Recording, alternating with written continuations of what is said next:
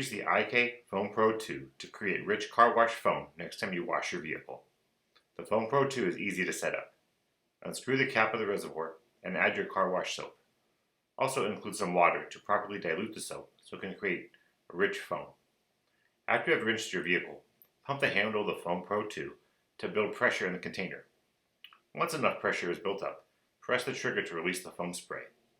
If a constant stream of foam soap is not produced, it could need more pressure or water to create the foam. The Foam Pro 2 features 3 types of spray nozzles for different foam types, plus 2 handle clips to help you identify what type of cleaner is in the container. It also features a safety switch so you do not accidentally spray pressurized foam when it is not ready.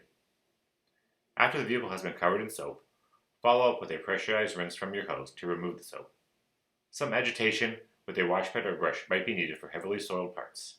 Continue to rinse the vehicle and dry with a soft microfiber towel.